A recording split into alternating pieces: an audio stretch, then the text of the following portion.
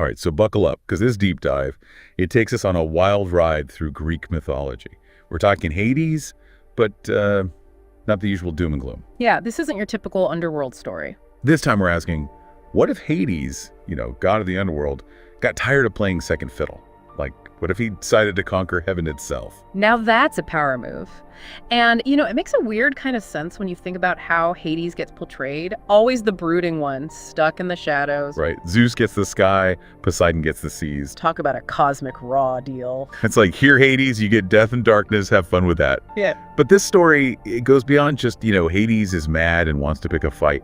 It makes you wonder, what would push a god to that extreme? That's the question, right?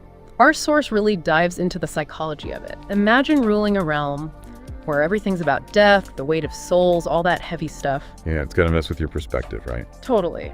And the source suggests that a lot of this power grab comes from this deep need for recognition. Hades wants to prove himself, wants his realm to be seen as important. So it's less about being evil and more about, not wanting to matter. Exactly. That desire to be seen, to leave your mark, that's something we can all relate to, even if we're not, gods of the underworld. For sure. But let's not forget, we're talking Greek mythology here. These gods, they weren't exactly known for their calm, rational decision-making. Oh, absolutely not. But in this story, Hades isn't just acting on impulse. This is a calculated move. He plans it out, gathers his forces, and we're not just talking about some skeletons with spears. Oh, he's bringing out the big guns. Oh, yeah. He calls upon the Furies. Okay, for those who need a refresher, the Furies are basically vengeance personified. Basically. They're terrifying. And then there's Cerberus. And then there's Cerberus. Ah, right. The three-headed guard dog of the underworld. Imagine that thing getting unleashed on heaven. I don't even want to think about it. So Yeah. he's got the Furies, he's got Cerberus. Who else? Well, he also forms an alliance with Erebus. Who's Erebus? Okay, remind me. Erebus is primordial darkness, Yeah. the actual embodiment of darkness itself. We're talking about forces that existed before the gods. Wow, so Hades isn't messing around. Not even a little. But here's the thing. Even with all that power, even with the might of the underworld behind him, it's like Hades still has doubts. Really? You'd think with an army of darkness and those allies, he'd be feeling pretty confident. Right. But even Hades recognizes the sheer power of heaven. It shows you, even with all his might, he's still got this awareness, this strategic mind. This isn't just about brute force for Hades. So picture this. The armies are assembled, the shadows are spreading, and this tension, this cosmic chill, it just starts to creep towards heaven. So we left off with Hades, Erebus. They're marching on heaven with the ultimate dark side entourage. You've got this sense of impending doom. What happens when they actually reach those pearly gates? Well, the source describes it as this dot collision of realities. You've got heaven, this place of pure light, perfect order, and then crashing into it, you have the raw, untamed energy of the underworld. So not just a clash of armies, but a clash of fundamental forces. Exactly. The souls of the dead carrying the weight of their past deeds, going up against the unwavering faith of the angels. Imagine that. It's enough to make you question, the very fabric of existence. Where's Hades in all of this? Is he leading the charge, or is this a send in the minions kind of situation? Oh, Hades is right there on the front lines with Erebus. This isn't just some power play for him. This is personal. He's been waiting for this. Right. Centuries of feeling overlooked, and now he's making his stand. Exactly. He's showing everyone, even the gods, that the underworld deserves respect. It's a force to be reckoned with. Okay, so we've got Hades and his A-team of darkness.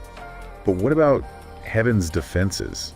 Are the angels just gonna strum their harps and hope for the best? Let's just say those angels are tougher than they look. They might be all about peace and light, but they know how to fight. Each angel represents a different kind of heavenly might, and trust me, they're not afraid to use it. So give me the rundown. Who are the heavy hitters on Team Heaven? Well, leading the charge, you've got Archangel Michael, the ultimate warrior of light. We're talking a sword that could probably outshine 1,000 suns. Yeah, I'd hate to be on the wrong side of that. Who else we got?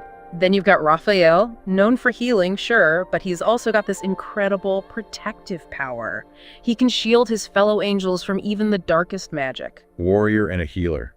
Talk about a divine power combo. Anyone else I should be watching out for? Don't forget Gabriel. He's usually seen as the messenger, but Gabriel's got serious power over the elements.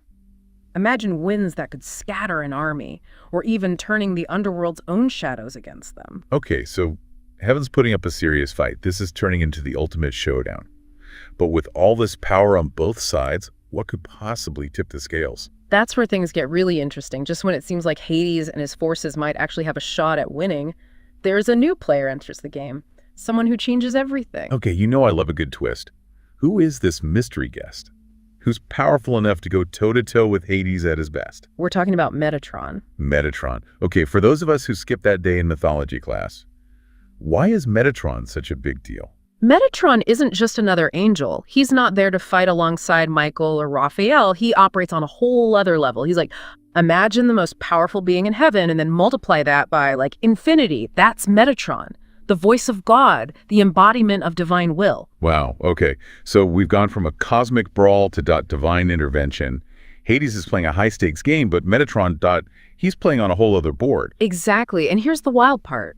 Metatron doesn't even fight the way the others do. He doesn't need a sword or, hurricanes. He just radiates this intense, pure energy that just weakens Hades' forces. It's like he's fighting on a whole other plane of existence. So it's not about brute force with Metatron. It's more like he understands the source of Hades' power and knows how to counter it, just like that. It really makes you think about different kinds of power, Maybe true strength isn't always about, like, swords and shields. Maybe sometimes it's about understanding, insight, that kind of thing. Precisely. And that's what we'll unpack as we get into the final part of the showdown. Last time we left off in a serious cliffhanger. Hades and the armies of the Underworld, they're storming heaven. And just when it seems like they might actually win, Metatron shows up. Right. But he's not there to fight like the other angels. It's something different. It really is a total shift in the story. You go from this epic battle, swords and shadows and divine might, to this stillness. Because Metatron doesn't fight in the conventional sense. He just is. Yeah. And that's enough. It's like the source material says, he doesn't just show up, he radiates. Like this pure, overwhelming energy. Did Hades even stand a chance? It's interesting, isn't it? Because on paper, you've got this clash of titans, right? The god of the underworld versus, the voice of God. But it's not a fight Metatron's even interested in. So what does Metatron do? Does he, lay down some cosmic law, smite Hades where he stands? He talks to Hades, but not to condemn him. The source describes it more like a sorrowful understanding. As if Metatron sees exactly why Hades is doing this, all the pain and resentment fueling his actions, and he reminds Hades of his purpose. His purpose. Not as this would-be conqueror, but as Hades, Lord of the Underworld. Exactly. The guardian of the dead, a role that's vital to keeping balance, even if it's not as flashy as ruling the heavens. Which has got to sting a little, right? Hades has spent so long chasing recognition, trying to prove his power, that he's lost sight of the power he already has. And it's something a lot of us can relate to, that desire to prove ourselves, the fear that we're not enough.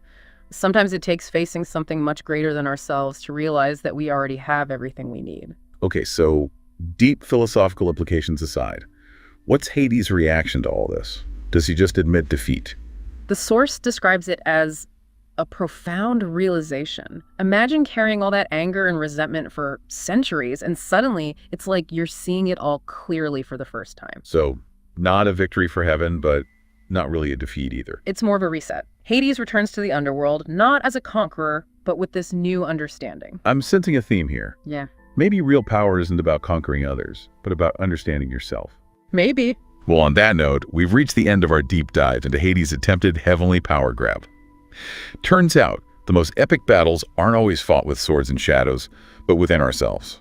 Until next time, keep exploring those myths, and remember, sometimes the greatest journeys lead us right back to ourselves.